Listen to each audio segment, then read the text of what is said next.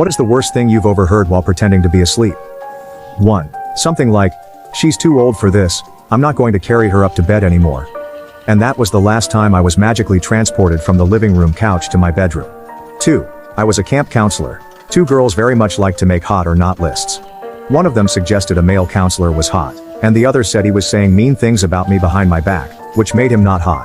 Hurt to hear that from my campers, but glad they supported me. 3. Old roommates planning to kick me out.